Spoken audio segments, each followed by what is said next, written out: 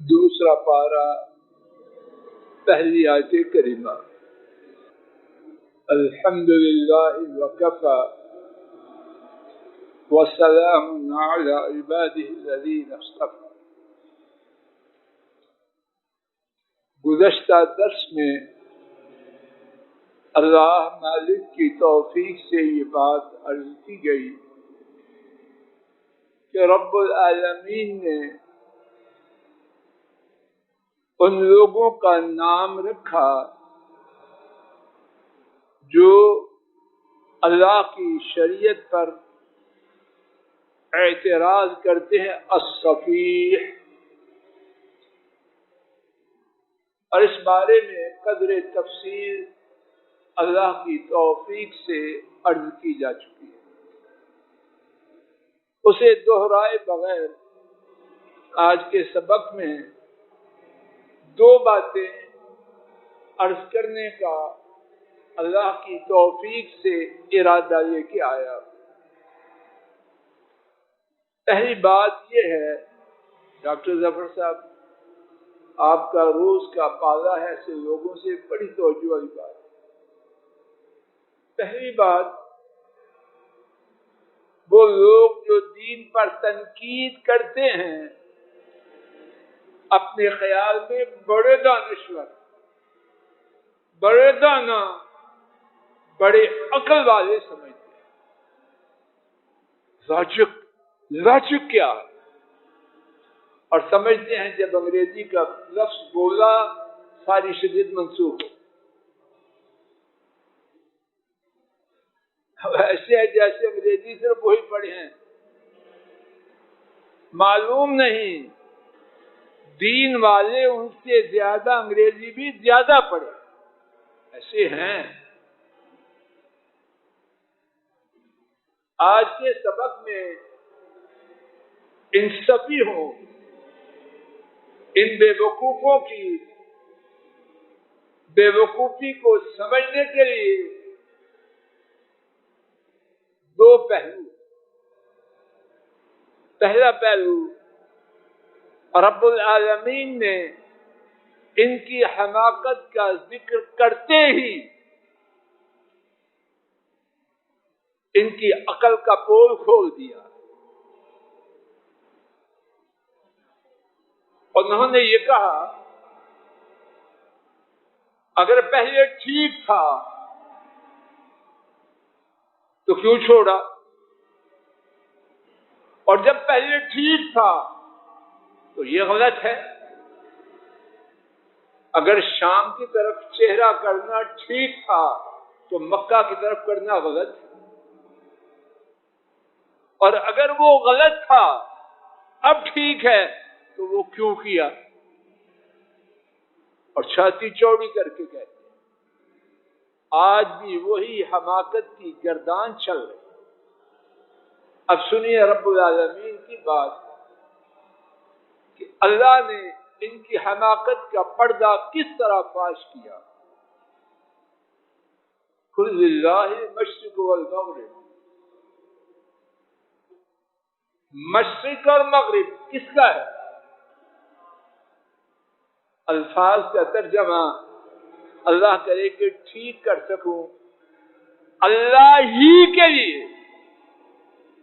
اصل ترکیب جملے کی کنسٹرکشن یہ ہے، المشرق والمغرب للہ، تو اللہ نے بعد والے لفظ کو پہلے بیان کیا۔ جملے کے سینٹنس کے ڈاکٹر صاحب دو معنی ہو، اللہ کے لیے مشرق اور مغرب، اور دوسرا معنی اللہ کے سوا مشرق اور مغرب کسی اور کا نہیں۔ تیری اماں جہیز میں لے کے جائے مشرق یا مغرب کو، تیرے دادا کی جاگیر نہیں۔ مشرق بھی اللہ کا اور مغرب بھی اللہ کا، کسی کا کچھ بھی نہیں اس میں۔ شام بیت المقدس مدینہ طیبہ سے شمال کی جانب، اور مکہ مکرمہ جنوب کی جانب۔ تو پہلے چہرہ اس طرف تھا، اب حکم آیا تو چہرہ، تو مشرق و مغرب کی مثال دے کے اللہ بیان کر رہے ہیں شمال کس کا تھا اور جنوب کس کا تھا؟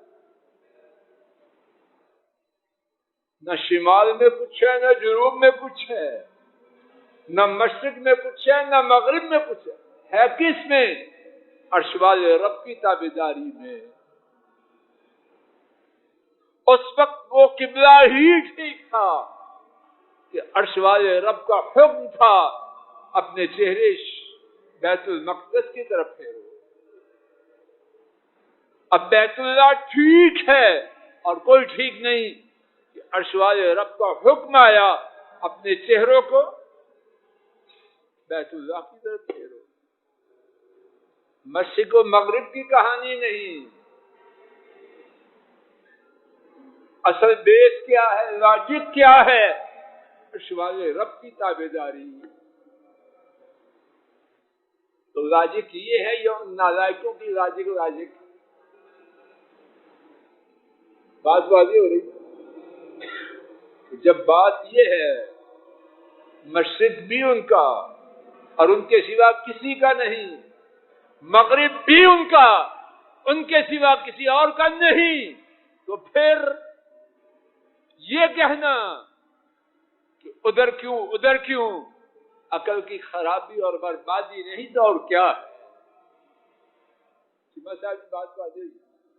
اب دوسرا پہلو،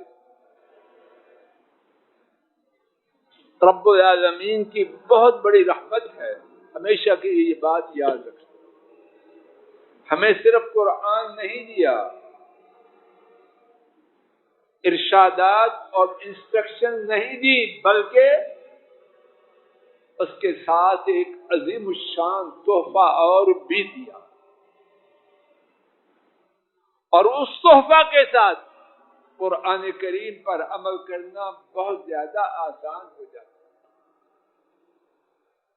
سوچو کیا ہے تحفہ، وہ سنو پھر مجھ سے۔ وہ نبی کریم صلی اللہ علیہ وسلم کی سیرت اور حضرات صحابہ کی مبارک زندگیاں ہیں۔ ہمارے نبی کریم صلی اللہ علیہ وسلم اور حضرات صحابہ قرآن کریم کی چلتی پھرتی صورت تھے۔ جس نے قرآن کو چلتا پھرتا دیکھنا ہو، جناب رسول کریم صلی اللہ علیہ وسلم کی سیرت طیبہ کو دیکھ، حضرات صحابہ کی مبارک زندگیوں کو دیکھ لے۔ بے وقوفوں کی باتیں ہم سن چکے، بے وقوفوں پر رب العالمین کا رد وہ سن چکے۔ آئیے قرآن کریم کی چلتی پھرتی تصویروں سے یہ دیکھ لیں کہ بے وقوفوں نے جو کہا وہ تو سنا گیا، اب عقل مندوں نے کیا کیا؟ رب کا حکم آیا تو انہوں نے کیا کیا؟ دو واقعات ثابت شدہ اپنے اور آپ کے لیے اللہ کی توفیق سے منتخب کر کے لایا۔ سنیے، سمجھیے اور ہمیشہ یاد رکھیے، اگر کھوپڑی میں عقل ہو تو ان دونوں واقعات میں ہمیشہ کے لیے اللہ کے فضل و کرم سے میرے اور آپ کے لیے قرآن پر عمل کرنے کی بہت زیادہ ترغیب۔ پہلا واقعہ امام بخاری اور امام مسلم نے حضرت براء رضی اللہ تعالی عنہ سے روایت کی۔ انہوں نے بیان کیا رسول کریم صلی اللہ علیہ وسلم مدینہ طیبہ تشریف لائے، 16 یا 17 ماہ بیت المقدس کی طرف چہرہ مبارک کر کے نماز پڑھتے ہیں۔ آپ کی اپنے رب سے یہ تمنا تھی کہ چہرہ مبارک کا رخ نماز میں بیت اللہ کی طرف کرنے کی اجازت مل جائے۔ رب العالمین نے اجازت عطا فرمائی، نبی کریم صلی اللہ علیہ وسلم نے پہلی نماز اجازت ملنے کے بعد جو پڑھی وہ نماز عصر کہاں تھی؟ حدیث شریف میں کہاں کا جواب نہیں، لیکن سیاق و سباق سے معلوم ہوتا ہے کہ وہ نماز مسجد نبوی میں پڑھی۔ ایک شخص جس نے مسجد نبوی میں عصر کی نماز پڑھی تھی، مسجد سے نکلا، راستے میں ایک مسجد آئی، وہاں لوگ نماز عصر پڑھ رہے تھے، اور وہ لوگ اس وقت رکوع کی حالت میں تھے۔ اس آنے والے شخص نے کہا اشہد باللہ لقد صلیت مع النبی صلی اللہ علیہ وسلم قبل مکہ، میں اللہ کو گواہ بنا کے کہتا ہوں میں نے نبی کریم صلی اللہ علیہ وسلم کے ساتھ نماز پڑھی ہے، مکہ کی طرف چہرہ کر کے۔ تو کیا ہوا؟ حضرت برا رضی اللہ تعالی عنہ فرماتے ہیں فداروا کما ہم، فداروا کما ہم قبل البیت، رکوع کی حالت ہی میں انہوں نے اپنے چہروں کو بیت اللہ کی طرف موڑ دیا۔ بد نصیبوں، احمقوں، نادانوں، ان کی بات ہم سن چکے ہیں کہ رب کی شریعت پر اعتراض کرتے ہیں۔ خوشبخت بانصیب ان کا طرز عمل کیا ہے؟ فداروا کما ہم قبل البیت۔ یہ طاقت نہیں کمر میں کہ اٹھ جائے اور اٹھنے کے بعد شریعت کی اس بات کی تعمیل کرے، نہ، وہ کمر کیا ہوئی جس نے پہلے اپنے آپ کو سیدھا کیا پھر شریعت کی پابندی کی نہیں دے۔ وہ کمر مسلمان کمر میں آپ کہتے رہے، اس کا نام کچھ اور اللہ کے فضل و کرم سے آج بھی وہ مسجد موجود ہے۔ اس مسجد کا نام مسجد قبلتین، اور وہاں آج بھی کیا ہے؟ جس طرف پہلے قبلہ تھا وہاں لکھا ہوا، اور جس طرف اب ہے وہاں تو امام کھڑا ہے۔ وہاں اب امام مثال کے طور پر وہاں تھا، اب صفیں پیچھے تھی، حکم آیا اور امام صاحب اور مقتدی نماز عصر میں کس طرح کھڑے۔ کیا سنا؟ میں اللہ کو گواہ بنا کے کہتا ہوں کہ قبلہ بیت اللہ کی طرف کر دیا گیا۔ نبی کریم صلی اللہ علیہ وسلم نے بیت اللہ کی طرف منہ کر کے نماز ادا کی۔ باقی کا پتہ بات واضح ہو گئی۔ کسی قبر میں ضرورت نہ تھی پہلے سیدھا ہو پھر اپنے کو وہ قبر نہ رہے، اور افسوس آپ کمرے کھاتے میرا گھر کھانا کیسے کچھ۔ اب جب شادی اور بات ہے تو امام پیچھے رہا ہوگا یا آگے آگے ہوگا؟